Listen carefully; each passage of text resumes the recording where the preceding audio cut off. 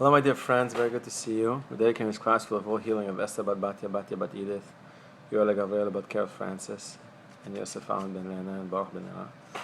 And today we're going to talk about purity. And this class is for men only, so if you're not a man, please turn off and go to the next class. No, this class is for men only. We're talking about purity. It's a little bit of a sensitive subject with people because it has to do with our innermost selves and one of the most difficult challenges for men. But we're going to cover it very lightly, very hopefully with a lot of smiles, and hopefully it will help people to get off the ground, how we say, off their ground. Just start thinking about this subject and start working on themselves in this area. And this is where we're going to start. And this is where we're doing Rabbi Dror Moshe's book, The Garden of Purity. It starts like this. Today's generation is a very difficult generation.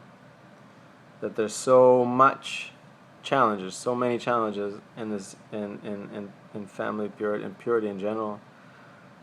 Guarding one's eyes, it's very difficult. There's so many images out there. All the time you walk on the street, there's so much. On the other hand, there's so many lights of tshuva and emunah that people are coming back, and people are getting so inspirational and so inspired and so motivated.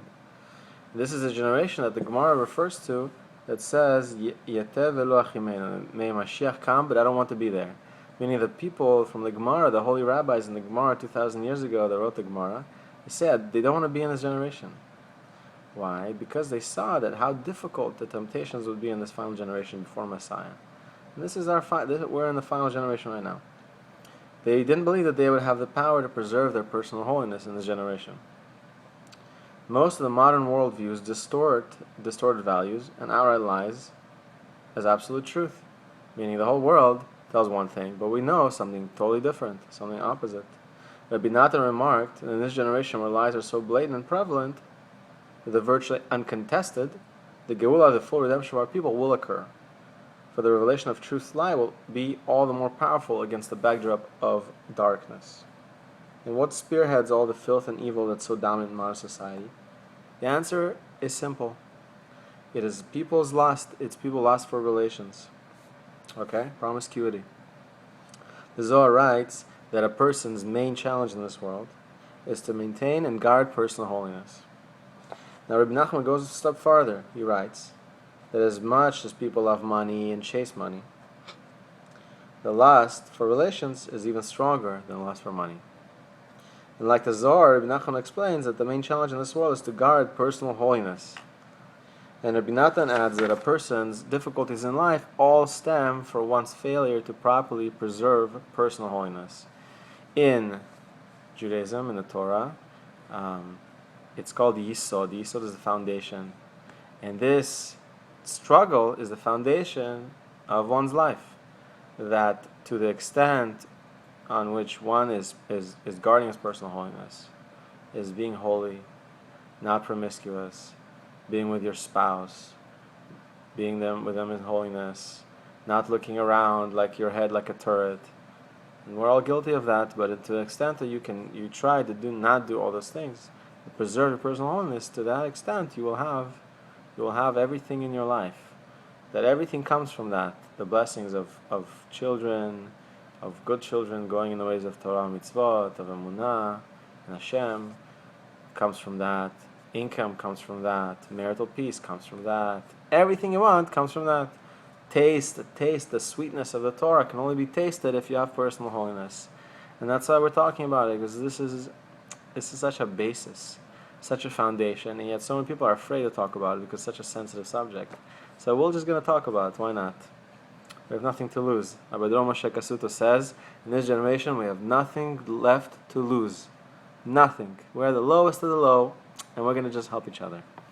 Now Rabbi Shimon Bar Yochai says in the Zohar that preserving our personal holiness is life's greatest challenge. It was not even a nuisance for his generation. Not a nuance. It wasn't new. It started with the Garden of Eden. That the serpent, that's where it all started. The serpent wanted to sin with Eve. So the serpent tricked, the whole thing was so Adam would die. Right? The serpent said, oh, eat from this fruit. and you're gonna be like God. But in reality, God said, don't eat from this fruit because you're gonna die. And so the serpent wanted them to die and to be with Eve. That's what happened. We see that the evil in this world, the root cause of death, because we had death passed after we ate from the tree of good and evil. All of life's difficulties all trace back to the venom of the serpent and his lust for fornication. The theme continues throughout Genesis. You can see that angels lost their lofty stature because they harbored lust for mortal women. And it started even in Noah's time during the flood. All the creation came under the terrible influence of this lust. So the first thing you need to know is you're not alone out there. We all suffer through it. We all are challenged through it. We all need to work through it. And when you talk about righteous people, a lot of people say, "Oh, he's righteous. Oh, he's so far. He's a brilliant genius." And most of us simple people over here, we think, "Oh, well, I'll never get to that level. He's a brilliant genius." And you push away your own success. Rabbi Dror Moshe Cassouto explains the opposite.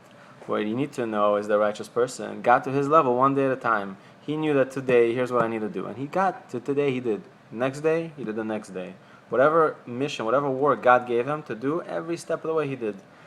And it all started with simple things. So for today, just do your part.